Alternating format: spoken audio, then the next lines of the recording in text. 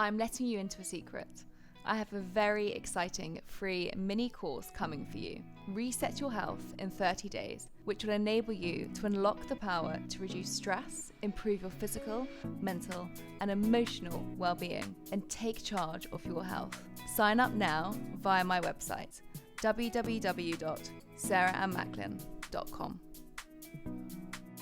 I'm very excited about kicking off this new year with this episode because in over 100 episodes that we've done, this theme and this topic is always at the centre point of all the conversations. They all link back to this one factor, which is stress. Because stress is such a predetermining factor for so many chronic health conditions, mentally, physically, and emotionally. And that's why I'm so excited that we're kicking off January with a topic on stress. Because I think it's not spoken about enough as it should be.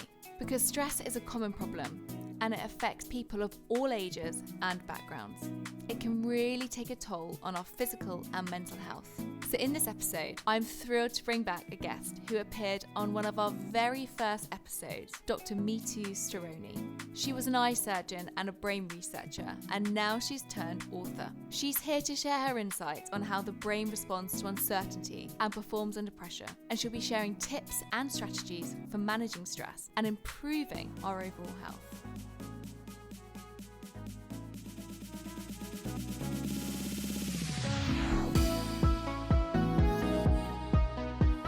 So if you go to someone who thrives on running down a black ski slope, or if you go to someone who likes making fine carvings, fine etchings, you cannot tell either of these people that what they're doing is stressful, because it's not stressful to them. We'll also be discussing the different set points of stress tolerance and the stress gap between men and women, as well as the potential ways that we could maybe biohack our way out of stress. So if you're feeling overwhelmed and stressed out at the start of this new year, this episode is for you. Join me and learn from the expert about the science of stress and how to manage it for a happier and healthier life in 2023. Mithu, welcome to Live Well, Be Well, and welcome to my home. I'm so happy to have you here today. Thank you so much, Sarah. It's a pleasure to be here. Thank you for having me, and I'm so excited to have this conversation with you. So we spoke to each other actually in 2020, didn't we? When you came on the podcast, I'm trying to think, that must have been season 2 or season 3, because we were talking about stress back then, and very relevant in the COVID times. And you'd written a book called The Stress Proof in 2017. And now I'm very lucky to have you here. You've flown over from Luxembourg and you're in London for a few days. So I am so pleased that we're doing this in person.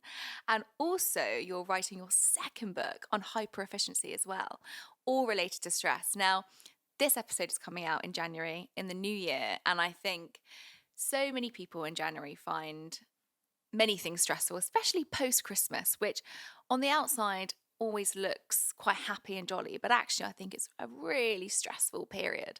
So I cannot wait to talk to you all things stress today. Thank you. Yes, it's been a long time, 2 years since we last spoke about it, and we went through 2 years of actually unimaginable stress in many quarters. And it's wonderful that we're at this point in time, but stress continues to be a topic so relevant. So yes, very happy to talk about it. I just think it's one of those things that we all relate to. I don't think any of us can say we don't relate to stress in some shape or form. And I would definitely strongly recommend, if anyone hasn't listened to our episode, you will have to troll back through a few seasons. But it's really, really important because we really dive into the physiology of stress, and we talk a lot about that aspect, which we'll touch upon briefly today, but I want to talk about so many other things that you've embarked on your research since then. So just to give people who maybe haven't listened to that episode or feel a bit misinformed around stress, can you give me the definition of stress? Like, what is stress? So very simply and very practically, stress is the stress reaction is a bridge that your brain creates to temporarily bridge a gap between where you are and where your brain thinks you need to be. So in any situation that threatens to overwhelm you in some way, your brain realizes that you need a little bit of extra help, extra power. And so it mobilizes resources almost like a default setting. So, resources that make your reaction, your situation, much easier to defend, much easier to survive, pretty much in any situation. And that's the button of stress that it pushes. When that situation is over, or when your physiology has met that need, and when that situation has maybe changed, that bridge is no longer required, and the stress reaction is deactivated. And so, following this is a question that I want to ask, and I always start the podcast with, is what have you changed your mind about in the last 10 years? And I wonder if this is a relation to stress. This is an important question because writing my book brought so many papers, so many academic papers to my attention that I would never have actually sought out and would not have come across, and back then would not have believed. So, 10 years, it feels like a very long time now, especially given the last 2 years. But 10 years ago, when I was writing my book, I was coming across, for instance, the research on the microbiome and on gut bacteria and the influence that gut bacteria have on brain function, cognitive function, in addition to general health. And back then, especially when I first started writing it, I found some of the data quite difficult to believe, because obviously when there's one medical paper, you don't assume that that's going to change the paradigm. But that was when the floodgates opened, and then I found there is this huge other kind of world of research to do with this second type of zoo that lives within us, which has such huge influence. So that led to me deciding to eat in a different way, to look at my diet in general, to kind of see the connection between nutrition and the brain, that I was sort of actually also doing before that, because it has been part of my academic work prior to that. But it definitely made me more conscious of how I lived and worked. And of course, other things, for instance, I didn't know I had an inkling, but I didn't really know just how much a stress response is connected to inflammation, for instance. So I didn't know that when you become emotionally triggered by something, if you immediately were to have a blood test, you would find raised markers of inflammation at that moment. And that came as a huge revelation to me, even though I remember barely coming across one of the first papers on this by someone called Tracy et al. I think it was 1999 or 98. But I didn't kind of think twice. But then by the time I wrote my book, there were quite a few papers showing this connection. And I thought, really, every time we become emotionally reactive, we actually raise markers of inflammation, which must have enormous effects on our general physiology, health, and in the long term. That's so interesting, because as you're talking about that, I'm just thinking of autoimmune conditions and epigenetics at the same time. And for anyone who's not sure what that is, there was a thing that we've all known about called junk genes, and now we know that they have the opportunity to switch themselves on and off. And there is a lot of discussion now around, is this because of the rise in autoimmune conditions, and maybe there is a link to stress. And as I'm hearing this, it feels like that actually could be a massive cause of the increase of autoimmune conditions. Is that something that you believe? Before I wrote my book, when I was working in London as a clinical research fellow, I was seeing many patients with autoimmune diseases affecting the nervous system, so multiple sclerosis and cousins of that disease, such as NMO. And, at the time, we went by the rules that if something isn't quantifiable or cannot be qualified in a non-abstract way, in a sort of tangible way, we can't really put it down as a contributory factor to any illness or any disease. But and you can speak to anyone, any clinician looking at patients with autoimmune diseases, especially things like MS, you will find patients coming in and doing everything right, but then saying, I had a relapse, and then the patient wants to tell you that actually they can connect that relapse to some kind of emotionally triggering event, some kind of traumatic event, or just some kind of perturbation in their normal lives. So they will say to you, I really went through a period of stress. Could that be something to do with it? And of course, at the time, there was no data on this. And so you can't say, yes, stress is causing relapses of, certain immune diseases, autoimmune diseases. But if you fast forward now that we can quantify many things, we are having more and more research papers emerge that show a direct link between stress and autoimmune conditions. And so it is plausible that perhaps not on its own, you need all the other factors there, but it's plausible that if someone is more prone to autoimmune conditions, then living a life of chronic stress could play a role in exacerbating that or triggering that. And you talk about chronic stress there, and I think many people listening to this podcast, many of my listeners probably have quite stressful jobs, probably quite high achieving people. And I do think that many of us aren't aware, or even myself, I talk about myself personally, aren't aware of how stressed we were. And when you came in here, I talked to you about my day this week. And I told you that actually I knew I was really stressed, but I kind of couldn't break that stress response. And then yesterday, all of my glands swelled up, and I felt really low in energy. It's one of those things where I think sometimes we can accept that's actually just how we're feeling without actually realizing the detrimental effects, or how can we break that stress cycle. What advice do you have for, because I'm hearing this and many people probably are hearing this at the same time, what can we do to actually initiate us to react to that, to actually take action on this isn't how I should be living, because there is going to be long-term health effects? So I went through a period of my life where I was very, very similar. I think that with hindsight, I think the important thing is to remember that, first of all, the acute stress response has been part of our physiology during the course of our evolution. So it's absolutely essential and it's integral to who we are. But one difference is that our physiology has evolved in an environment where the stress response happens and then you recover from it. Okay. And what has changed is, because the triggers of stress have changed, we are getting the stress more frequently.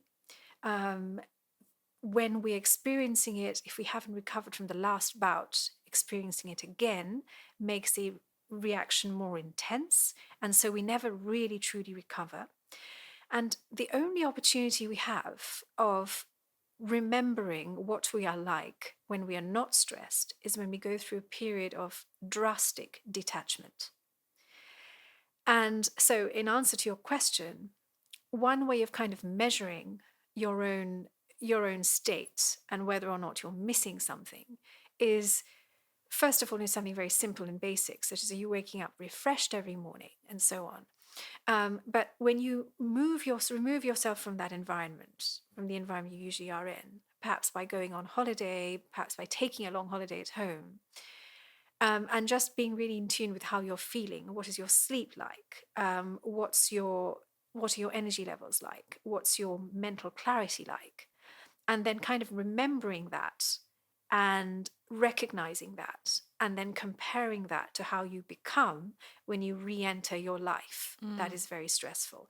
So remembering and recognizing what you are like when the stress triggers are gone acts as a very good reminder to how you are, how you should be. It's a lot of self-awareness in there. A lot of self-awareness. And I think that one of the problems that we have is we tend to keep going. And because these stress triggers right now, we now recognize them to be so diverse, so varied, and possibly even so subtle, that we don't recognize that they're persistently there.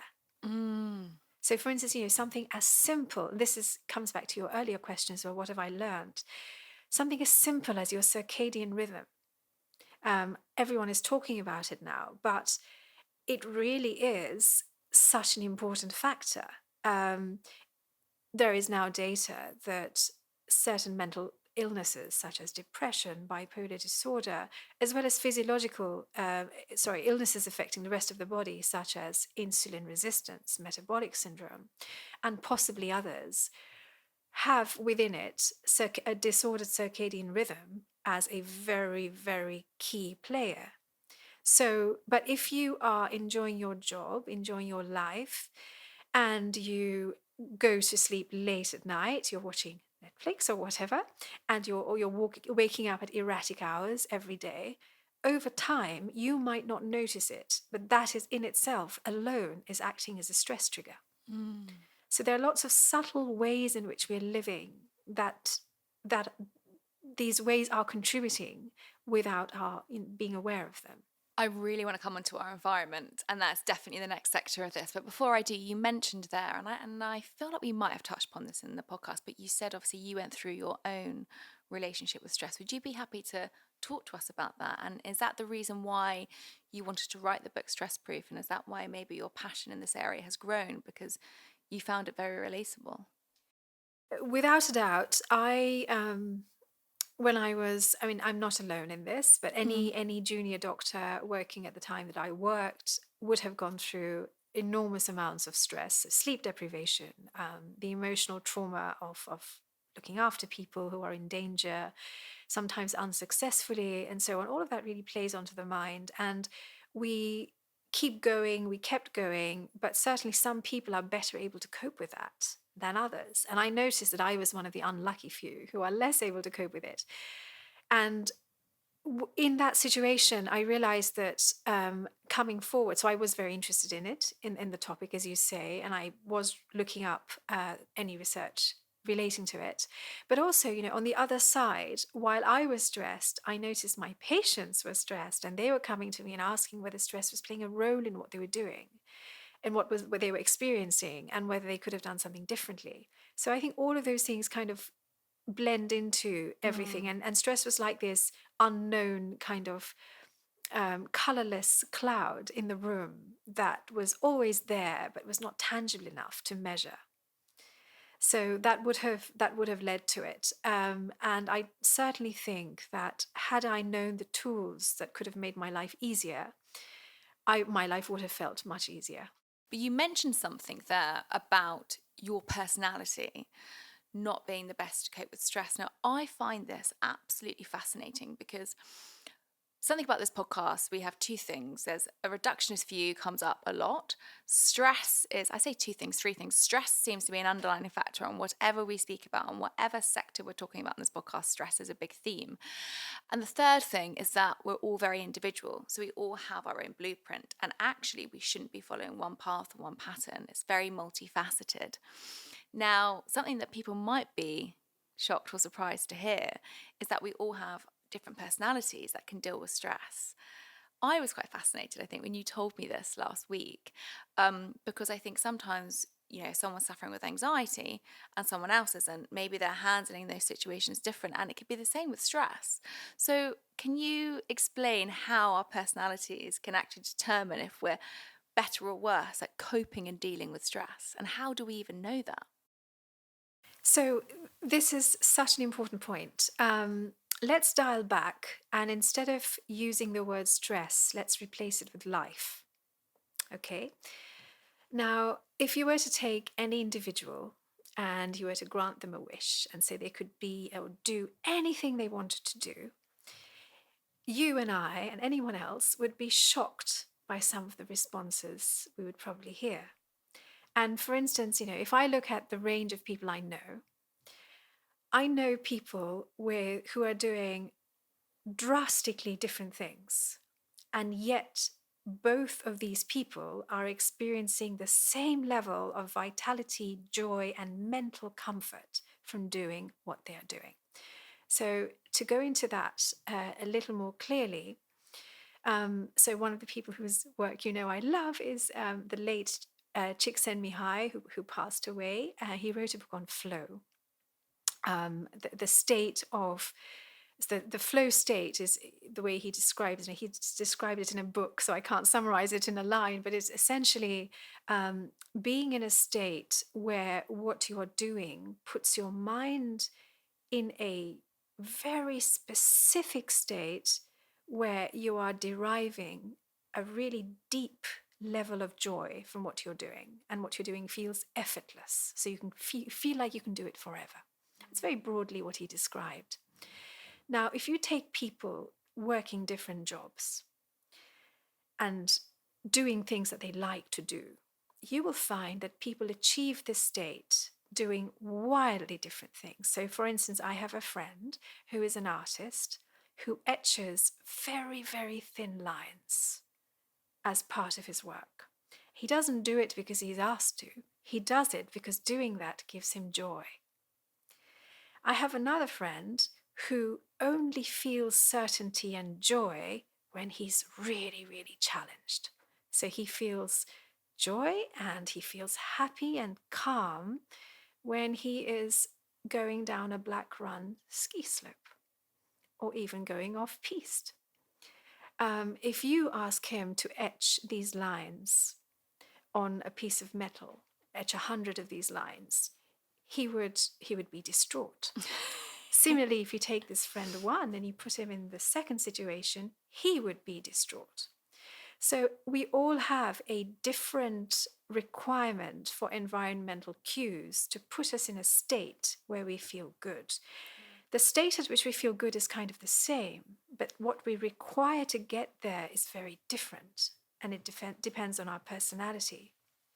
So moving on from that, extending that analogy, some people feel incredibly stressed in so-called high-stress environments, okay? Whereas other people thrive. If you go on to, for instance, the trading floor of a bank. This is literally what came into my head. You will find that in general, traders who are happy and successful in their jobs have a completely different personality and requirement and threshold for having a stress response from, say, the mathematicians, the financial quants who do the equations. Their level of work is the same. The joy they derive is the same, but they need a completely different environment. And this brings us onto the idea of solutions.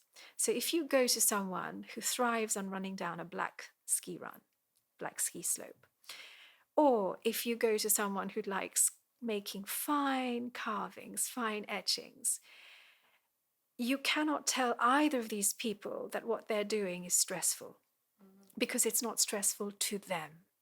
So one of the key things that we have to do to solve the problem of stress is figuring out what is your makeup, what gives you joy, and what is most triggering for you. So do you thrive in an environment that is incredibly challenging, full of uncertainty?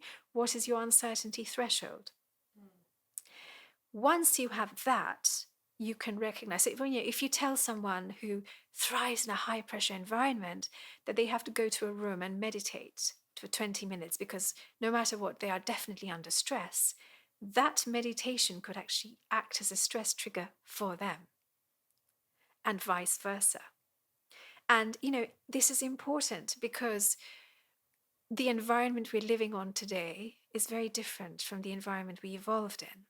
But this diversity of personality and kind of physiological reactivity is essential, because no matter how our environment changes, some of us will always be a perfect fit and will survive it. Do you know what? As you're saying that, I'm just thinking back to COVID, and some people absolutely loved working from home, and it's been transformational for their lives and also probably for their stress levels. Others have hated it, and others want to be in an office, they want to be surrounded by people, they want to be leaving the house in the morning. And I think that's a really interesting way of, even if somebody's listening to this saying, well, I don't really know what I get joy from. And I think that maybe one thought that when people are listening to this, it's maybe even thinking back to COVID and thinking, how did you feel in that moment? Were you somebody who loved being at home, or did you need to be out in the office and thriving and enjoy that community element? I do think it's a really interesting way to actually look and think, maybe I'm not coping with my stress levels because maybe I'm not in the right environment. This is But really, how really can someone essential. change that? Because if someone is in an environment of work, I'm just thinking for people who might be relating to this, they could then feel quite worried about what's the correct change to then make. So what advice would you give to those types of people that are listening? So, what I would say is that we know that there are hundreds of adjustments you can make to your lives using very simple tools. And one of the ways of implementing this is knowing that no matter what environment you're on, you have some power over curating it. So, whether you're working in a high stress office environment, whether you're working at home and you're bored, you have ultimate power over deciding what triggers you can include or eliminate from your immediate environment. And that goes a long way in the immediate terms. So, let's just think, if you, for instance, are someone who's very emotionally reactive, and your emotional triggers for stress are probably, the threshold for those triggers is probably lower than, say, the next person, and you happen to find yourself in a job where you have no choice but you are in that environment. So for you, your emphasis can be on ways to bolster your emotional resilience and to bolster ways in which you recover from emotional stress, emotional triggers at the expense of everything else. And you could pay special attention to those things. Okay. For someone else, if your trigger is simply overwork and you're not really emotionally triggered, but you're just triggered by the sheer load of things, and you need space and time, you need to detach from work, then getting really good at psychological detachment, or mental detachment when you get home, without so much focusing on the emotional side of things. So what I'm trying to say, I suppose, is it's really important to know yourself and to understand what lies in your environment that is contributing the most to any negative effects you're having of being in that. And then you can curate your environment and your behavior outside of that environment to target those specific things. And those specific things will be very different. So, for instance, if you are someone who's very high pressured and you find yourself in a really mundane job, okay, looking through spreadsheets or whatever, then as soon as you're home from work, you need to undo that by doing something really intense, high powered, that snatches at your attention and puts you in that level where you feel levels of vitality and joy. Go on, do intense challenges in the weekends and so on. Whereas if you're someone in a very high powered environment who doesn't thrive there, and you're constantly thinking and working it out and solving problems, then when you come home, you do the exact opposite. In your spare time, you do the exact opposite. So recognizing yourself, I definitely say, is the first step. Such a big one, the self-awareness. I've been talking a lot about this week, actually, and I think sometimes we can have our blinkers on, can't we, in our lives, and actually we can look about helping others, and it's less about reflection on ourselves. So it's a massive one, especially when it comes to stress. Now, something I really want to talk to you about is, you mentioned to me about the mismatch stress trigger. Could you explain what that is to any of our listeners? Because this is a new term for me. Evolutionary, we have evolved in an environment that's very different to how we are now. And beyond our control, the environment will keep changing. We keep creating the tools, and the tools keep creating us, in a way, as Marshall McLuhan said. And this mismatch between what we are used to doing and how we've always been, and this environment that we are creating, is for some people becoming larger and larger. So, right now we know, for instance, that the levels of information technology and transfer and just information presence around us is at unprecedented levels. And we know that our minds have a certain limited bandwidth for processing information. So, one of the new things in our environment now is that we have an added trigger that's pushing on this load, on this cognitive load, which is an abundance of salient information. This has not been the case in our particular history pretty much ever. We have never had this level of mental load, of information processing requirement. Some of us are dealing very well with it, but others are not. And it's in this sort of situation, it's important to realize what your own levels are and whether this mismatch between your environment and yourself is giving rise and acting as a stress trigger in a way that you might not immediately be aware of. Absolutely. I just think about my focus levels as you're talking about that. I definitely am somebody who, if I don't put my phone on focus mode, I am continuously distracted.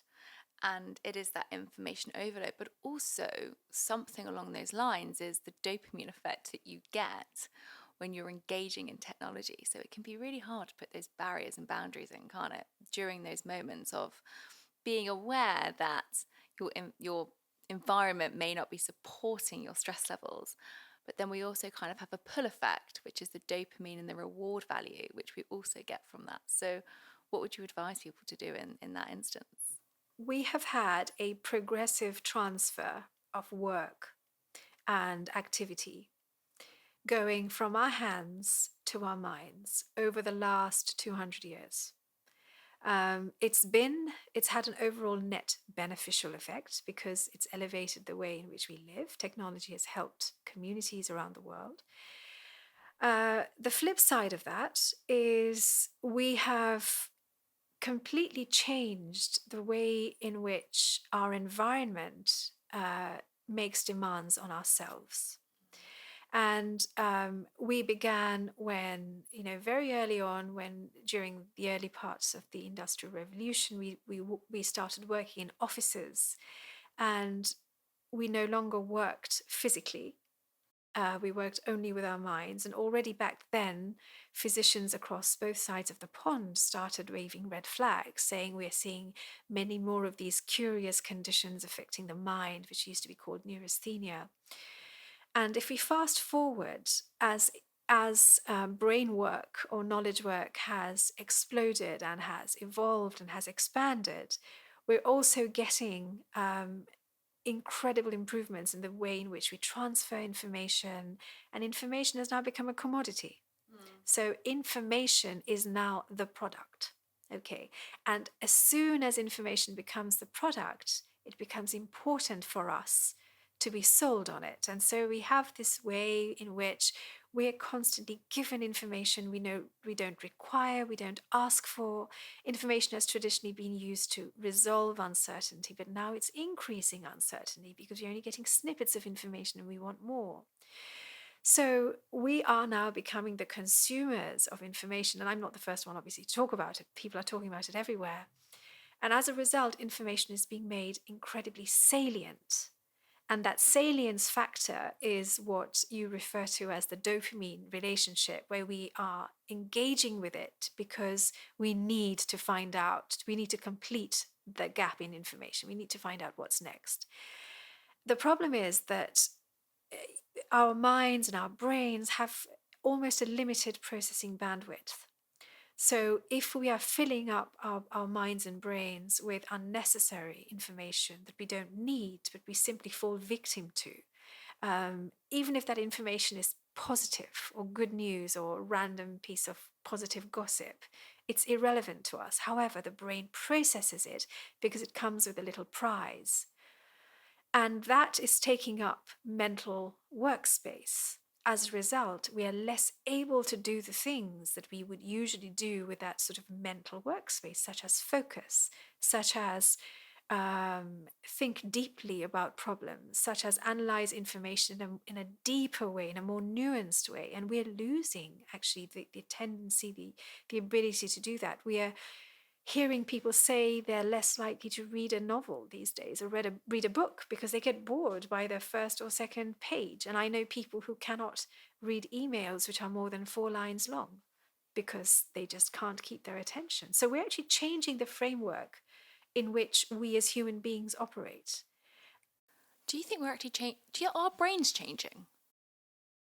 So yes, they are changing. They're changing temporarily to adapt with it. So as soon as you change the demands you make on the brain beyond a stress response, the brain is plastic, so it will adapt to what is asked of it. So for instance, if you take someone who is in the forces, who is out there fighting a battle, so currently in the east of Europe, or over the years in Afghanistan and so on, and you look at their brains, if you're a soldier in battle, your brain should not be adapted to solving a chess problem over 4 hours. Your brain needs to use all its resources efficiently to be instantaneous, to be reactive.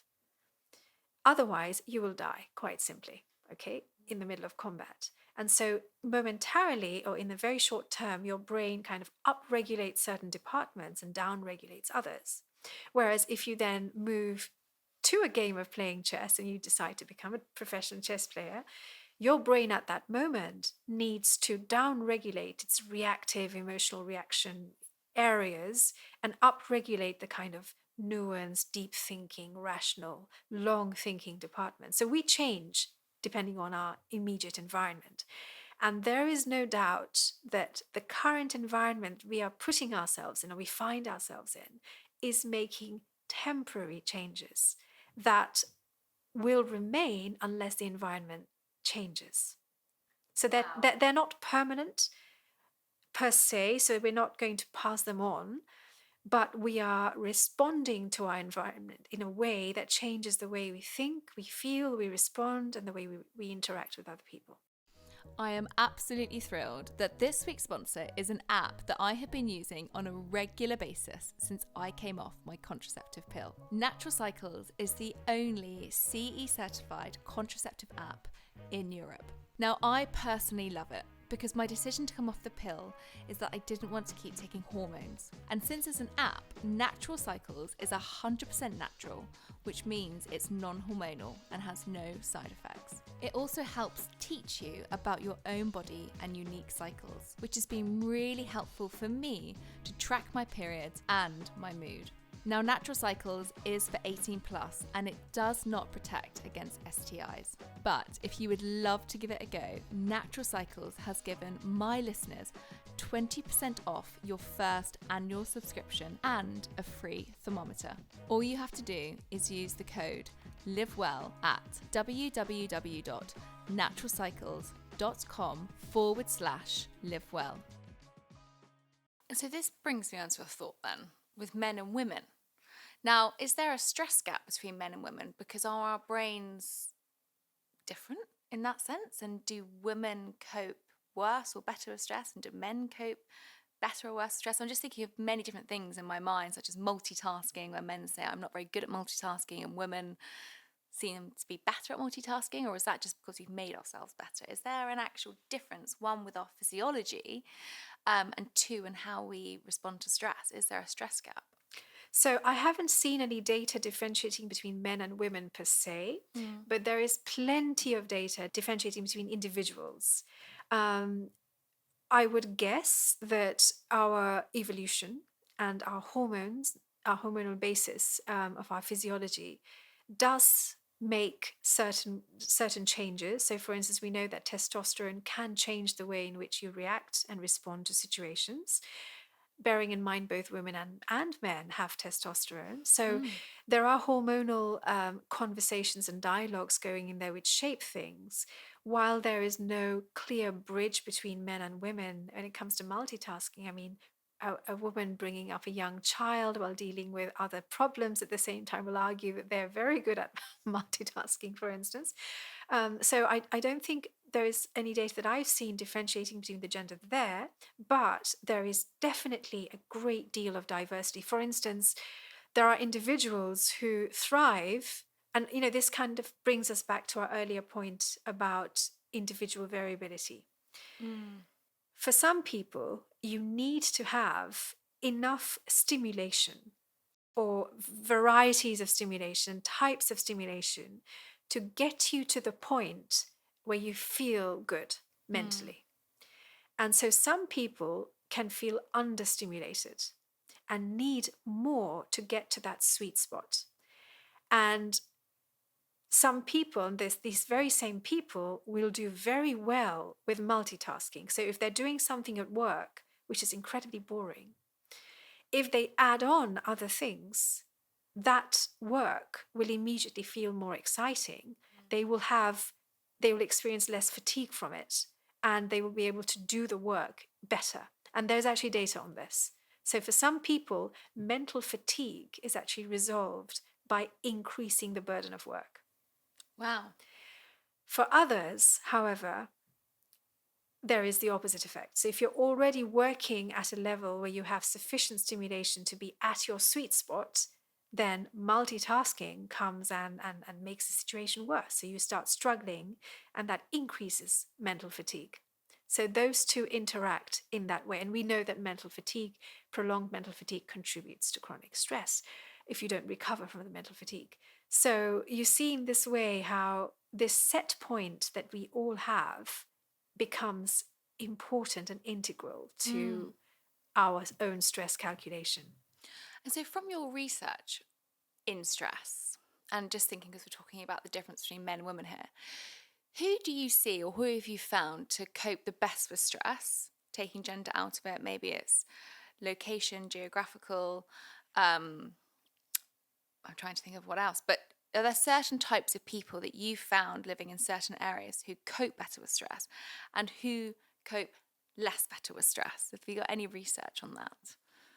Well, yes and no. So I think that there are several factors to include in this. So the first factor is industrialized societies. Okay, so industrialization of society. So we are living in globally, we're living in very, very different environments. There's a diversity of environment worldwide. And people who grow up in certain environments learn from their elders and learn from practices and traditions on how to cope with ways of dealing with stress.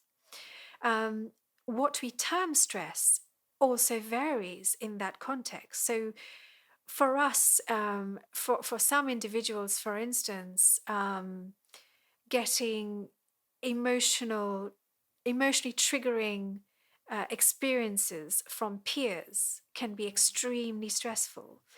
But in other cultures, that might be so integral to the culture that it's not really viewed as stress, and people have coping mechanisms. One thing that really comes to mind, which I find very interesting, is, and at this moment, the exact tribe and the location have just left my brain, but there is a tribe in South America. I believe it's along the region of the Amazon. It might even not be. It might even be in Bolivia. I cannot remember. But there is a tribe which has a very long tradition of initiating their young male members. So as soon as little boys reach, I think they're teens or something, in a way that seems incredibly traumatic to any observer from the outside.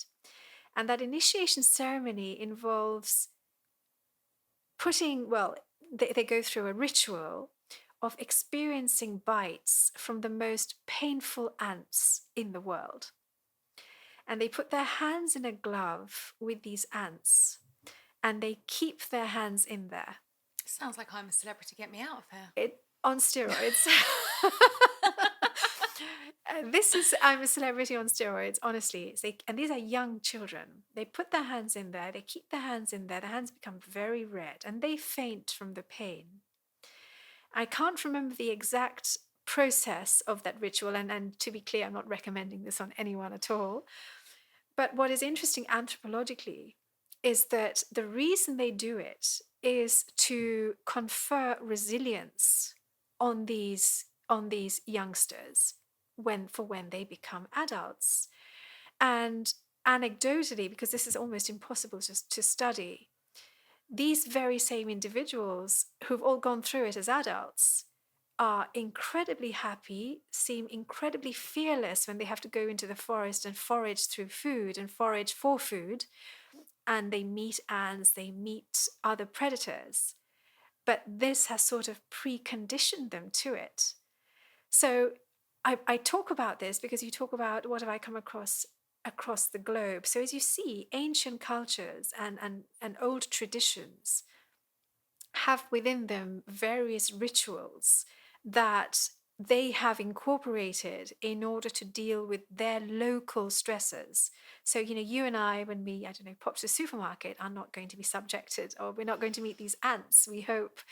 But had we been in that situation, then it's possible that having this environment would kind of create a stress vaccination against the response when meeting them. So, for instance, when these people, when they grow up, they get bitten by these ants, they're not as terrified and their pain tolerance is better. So they say. It's impossible to measure. So different cultures have evolved to have different mechanisms of coping with their individual stresses. The problem is industrialization has changed our environment so rapidly and almost out of step with our own evolution and adaptation to it, that we are encountering things in our lives that other cultures would not deem stressful. And we are introducing new avenues of stress triggers. I mean, in a way, what are the main stress triggers? They are uncertainty. There are some forms of uncertainty which hide danger, and then there is the danger itself. So the more uncertainty, for instance, that we are cultivating in our environments perhaps by using technology to do things better, we are almost making our relationship with our environment more uncertain in some ways. That could be a new stress trigger that we have created. It's man-made, but it's unique to our specific geolocation. Wow. So there are many such kind of small factors that are very local to the local culture and geography that play into it. Wow, I'm just thinking about everyone in January now going, okay, how am I going to work on a solution for this? So, people listening to this, what tips would you give them for ways to help cope with stress now? So obviously there's resilience seems to be playing a big factor, and self-awareness are two things that I'm really taking from this conversation on how we can help with our stress levels. But taking it back to solutions, now I feel in January we're always hit with different fads and different products and marketing things on, the best way to lose weight, the best way to become more motivated, the best way to reduce your stress. And I feel, I'm sure you feel as well, there's many fads out there that aren't true. So what are some tangible solutions that people might be able to do to start off the new year on maybe a better step forward? So to answer this question, you have to ask, what are you trying to achieve? And stress has become which is why my next book is not called Stress. No, I'm joking. Stress has become an overinflated word where we throw it around and we use it as a label and also as a kind of as an anchor, as a pull for people to do different things. The bottom line is, coming back to what we said right at the start, which is that a stress response is a bridge that your brain is creating between where you are and where you want to be. And one of the effects of it is that physiologically, the way we prepare ourselves for reaction, for uncertainty, for coping, is through a very intricate nervous system network called the autonomic nervous system, which most people will be aware of in a slightly reductionist view of it being having two arms, fight or flight, or rest and digest. Okay, so those two arms refer to what we call the sympathetic, which is the fight or flight, and the parasympathetic, which is the rest and digest. Now, the bottom line is that this autonomic nervous system, and I go into this into quite a lot of detail in my book, my last book, Stress Proof, has enormous influence over our entire physiology, including our immune system, including metabolism, and of course, including our emotions and our mental state. And this autonomic nervous system, as its name suggests, it's autonomous, keeps us the same when our environment is different. And when our environment is different, the autonomic nervous system shifts emphasis. So if you imagine it like a seesaw with two people, one person on each side, one is the sympathetic, one is the parasympathetic. So fight or flight and rest and digest. What happens is whenever we meet an environment that is challenging in some way, specifically challenging, the seesaw tips on one side, the sympathetic side. And that allows our system to create that bridge and to survive the demands of that particular moment. In the long term, if we're in an environment of high uncertainty or high demands and really high stress, using that word, regardless of what kind of stress that is, our autonomic nervous system, that seesaw, stays skewed most of the time. So, for instance, we might physiologically feel it, if you're in a state of kind of hyper vigilance all the time, being in a state of kind of being wired, being always alert, always on the go. That is a state that's in keeping with having a tilted seesaw.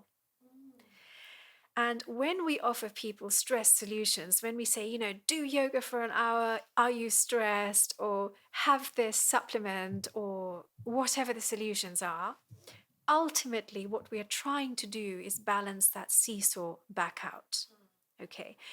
Now, it's important to know that seesaw works both ways, and there is a big department in neurology that deals with autonomic nervous system disorders, where you can also get excessive parasympathetic activation. So that would be akin to having excessive rest and digest function. Okay, and just as an aside, when people get they work out over intensely, and they feel this sense of incredible fatigue following a very, very intense workout that they haven't recovered from. That can sometimes create a state of too much parasympathetic domination. So we always, it's very popular to talk about your vagus being really good and increased vagal stimulation and everything else being bad. That's a very simplistic way of seeing it. So in that situation, too much vagal stimulation is actually bad. So what we're trying to do is make the seesaw straight. That is the important thing. And if you're around stressors, your seesaw is going to have too much sympathetic and too little parasympathetic vagus input at that time. So we're trying to straighten that seesaw. So coming back to your general point, if that is the aim, then anything that rebalances that seesaw is important and is effective. And whatever works for you will be the right solution. So coming from, simple things that people will know about. So exercise, not too much, and recovery is important. Meditation, yoga, these are all important things like caffeine and supplementation. But another thing I know that we've spoken about as well, that we're definitely seeing more of these days, is more extreme ways of tackling the autonomic nervous system. This is biohacking, isn't it? Biohacking. And I know that I'm frequently asked of ways in which immersing yourself in cold baths can be effective, and ice water, not cold baths, but ice baths can be effective. And there's also the culture of heat exposure and extreme cooling. So all of these, when they work by acting on the autonomic nervous system. And it's possible that as our environment becomes more and more uncertain and it becomes more and more difficult to maintain this balance, people are seeking these more interesting solutions as time goes on. Honestly, I do find it fascinating because I think there's many people out there talking a lot about biohacking, and we can get a bit confused with actually what's the right thing to do and how often should we be doing it, and do we have an access to a sauna every day? Majority of people don't. So how can we create these environments at home? But I did watch a really interesting documentary, and I'm gonna have to find what it is. I can't remember off the top of my head, but it was a woman. I can't think of where it was filmed. Somewhere. I'm just trying to think what this was. She basically swam underneath ice blocks every day, and she was trying to set the world record for the longest time of swimming in cold water. And I think, I can't remember how long she did, but it was absolutely extraordinary watching this documentary, and her mental resilience of how she had to build this up throughout the year and her training program. And it is one of those interesting concepts that is really coming to mind. A lot of people I now know are going to the lakes in Hampstead, where you can go and swim in the morning and in the cold water there. Well, I say cold in the winter at least. Having ice baths, having ice cold showers in the morning. How often should we be doing this? How often should we be doing this to actually initiate a reduced stress response? Because I can't imagine just doing it once or twice is going to be effective. So I guess it's more also about creating a habit in these rituals that is maybe the effective solution. So the important thing is, again, taking a bird's eye view, first of all. So with all of these things, nothing should be prescriptive. You need to find, so first of all, if you are going for anything extreme, please check in with your doctor. Check your heart, check the status of your cardiovascular system, because as we know, they can increase the risk of heart attacks and various things. So after that, That is really important. it's a very important. It's a very, very important fact, and there is record of these having adverse reactions. The more extreme whatever you do is, the more likely you are to experience its risks. So goes without saying. But really, the point is, I think, understanding that your autonomic nervous system is what you're trying to target is the first step. And these days, there are some very, very effective ways of monitoring your health on that basis. So, for instance, tech today has come such a long way that HRV is something almost everyone knows about, heart rate variability. What people don't know about is you need to measure it in a certain way. And there are certain protocols that are very important. So just because we can measure it doesn't mean we can just measure it how we feel without understanding it properly, and it gives us the right picture. So understanding how to measure your autonomic nervous system is important. Doing it with the right tools is important. Once you have that level, once you have that set up, so you have some insight into what you're doing, then go by your own parameters. So with all of these extreme things, you need to first tread carefully, tread gently, use feedback, see how you're feeling, check your biomarkers, and then go into it deeper. I mean, when we talk about biohacking, which is a very interesting word, but really, Darwin did it. Charles Darwin did it, as I told you, and they've been doing it in various cultures for a very long time. I came across Darwin's story in some archived letters a few months ago, and it just fascinated me that, he came off. He clearly told us really what we're talking about. We know about evolution because of him. So everything we've spoken about today is to do with him. But curiously, after coming back from his travels, he was riddled with some ailments that his physicians couldn't solve. And of course, medications those days were very different to what we have now. But nonetheless, his physicians couldn't solve them. And he went to Europe. He went, I think it was Austria, Switzerland, or Germany, or all three. I can't remember. Or he heard about it anyway. But he went to a particular spring in the north of England that two doctors had set up, having been influenced by the cultures of Europe. So in Germany, Switzerland, Austria, and so on, where there's a culture of heat and cold water alternation to use of that to improve health. And so there was a center set up in Malvern in the 19th century that Darwin visited. And at the time, many doctors were criticizing it, calling it quackery. But he went to it and he felt so much better that he set up a cold shower in his own home as a result.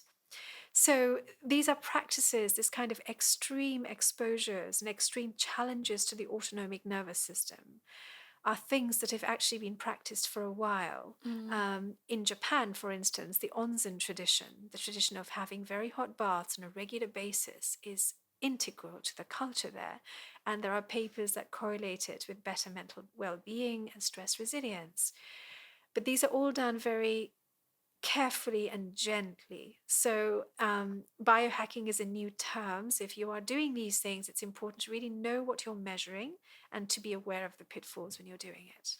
I think I may have part Japanese in me. I have a hot bath every night, and I swear that makes me feel better. Whereas if you put me in a cold shower, I just squints and I squirm and I scream, and it makes me feel. I feel worse coming out of a cold shower. I'm probably one of the very small people that it doesn't agree with. But put me into a hot bath or a hot sauna, I feel fantastic.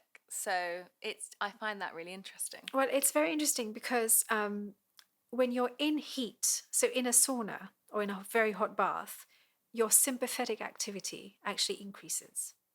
But it's when you cool down that your parasympathetic, so your seesaw tilts, massively to one side. So say the left, tilts to the left. But when you come out of the hot bath and you have a cold shower, or you just cool down, but impressively, you have a surge in parasympathetic activity. And that almost acts like a rebound. So if your seesaw was tilted a little bit to the left, then in theory, it's possible that when you come out, you have such a rebound pull on the right, or rebound push on the right, that your seesaw now ends up straighter than it was to begin with.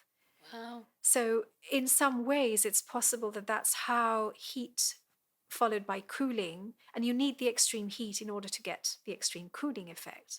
And, tying onto this, something that people have puzzled about for a little while, is that with yoga, for instance, when you're stretching muscles, when you're actually doing a stretching yoga pose, you're actually increasing sympathetic activity. So you're shifting the seesaw towards the left, away from the so-called vagal effect. So you're actually making it anti-vagal, okay? But it's when you release that stretch that you get a rebound vagal calming effect, which then resets you. And we're only discovering this data by measurements such as HRV and so on, which we couldn't measure before. So Wow. It's really interesting. Honestly, it really does show, though, how important it is to listen to your body about what works, because some people might be listening to this and thinking a hot bath is the last thing I would desire. And some people might be thinking that about cold water therapy. So just hearing that analogy really does hone back. We always hone back on this podcast is listen to your body and listen to actually what works for you. So Mithu, that was fascinating. And I have to sadly wrap up, but the last question that I always leave with is, Mithu, what does live well, be well mean to you? A healthy autonomic nervous system. I think that was the quickest answer we've ever had. I love that. I didn't even need to think, so thank you. The quickest and shortest answer. Fantastic. Thank you so much. And for anyone who is following this podcast and wants to know more about you, we'll put this on the show notes, but could you please direct them to your book, your website, your Instagram, your Twitter, wherever you're most active? Thank you.